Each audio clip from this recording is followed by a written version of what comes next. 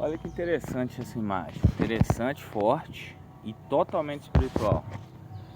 Inteligência artificial, pedi a inteligência artificial para gerar para mim a imagem do 8º rei do Vaticano. Olha o que ela gerou. Olha o que ela gerou. Um círculo em volta, umas vestes, uma simbologia, cheio de símbolos, etc.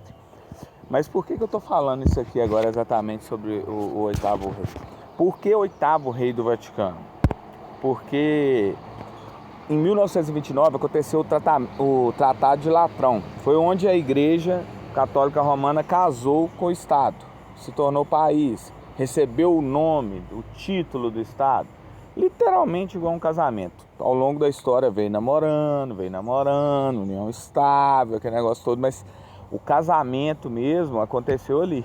E as consequências desse casamento é Apocalipse 17. Deus a vê como grande prostituta e ela não terá um 9º rei. O 8º rei é um dos 7 e esse vai à perdição.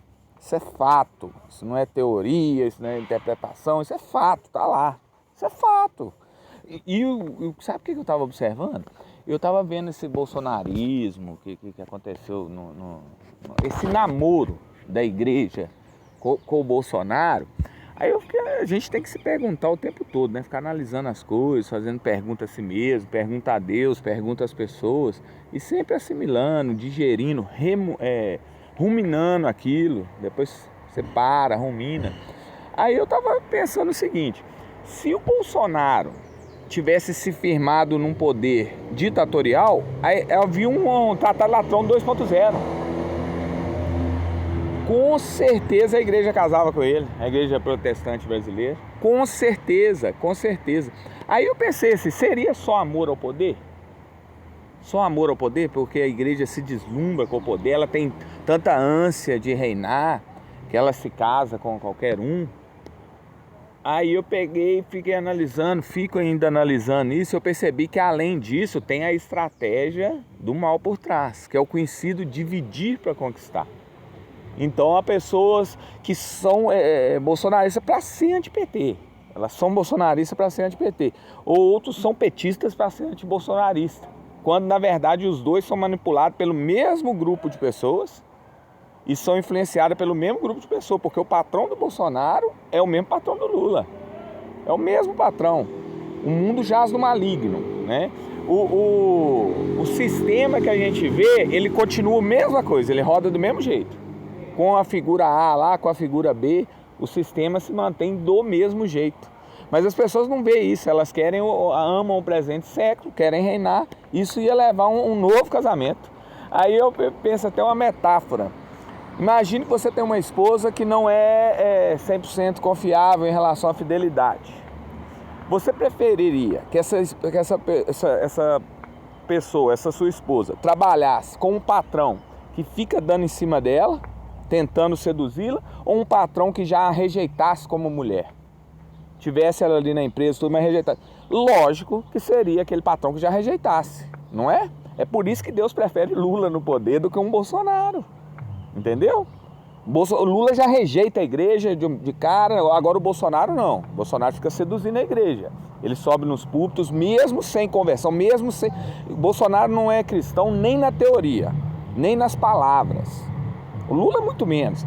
Mas mesmo assim ele seduziu os cristãos. Mesmo assim os cristãos conseguem ver ele como um enviado de Deus. É aquela coisa que está embutida do dividir para conquistar. A pessoa de pirraça, ela faz toma aquela posição, faz aquilo de pirraça a um outro grupo que ele tem ódio. O dividir para conquistar, porque para dividir você tem que semear o ódio. Você não divide onde há amor, onde há harmonia. Isso mostra então que a igreja não está amando como deveria amar. Por quê? Aí você entra em umas coisas que eles lançam, umas sementezinhas do mal, tipo a pauta, aborto.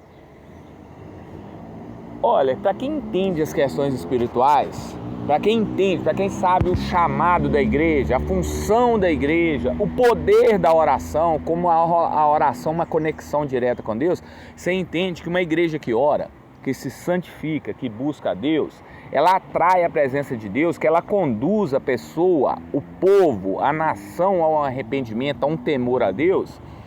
que mesmo que seja legalizado, mesmo que haja uma bolsa aborto, pague-se para abortar, não teria quase ninguém, sempre haverá um pouquinho, mas não haveria quase ninguém a favor do aborto ou que abortasse.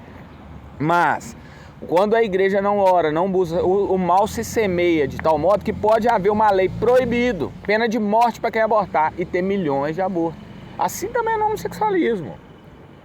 A pessoa fica naquela ênfase, casamento gay, se a igreja ora, intercede, ama, ela conduz a sociedade ao arrependimento, à santidade, à energia, e ela evangeliza em amor, ela transmite a palavra em amor, que mesmo que seja liberado, mesmo que haja uma bolsa casamento gay, pague-se para a pessoa casar, o número vai lá embaixo.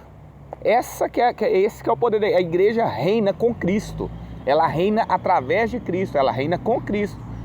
Mas a igreja insiste ainda de tentar reinar com e através dos homens, dos políticos, do sistema político. Isso aí vai levar agora. Em abril aí nós já temos a questão astrológica, que isso aí não é Deus estabeleceu isso lá em Gênesis, que os astros celestiais são para sinais. Então dia 8 tem um eclipse. O eclipse remete a juízo, sempre depois de eclipse. A igreja brasileira vai passar um período onde vai ser para purificação, que Deus corrige a quem Ele ama, né? Deus vai conduzir a igreja ao arrependimento. A igreja perseguida sempre, ela produz mais frutos, sempre ela é mais verdadeira, dá aquela peneirada entre o joio e o trigo. Isso vai acontecer freneticamente nos próximos dias.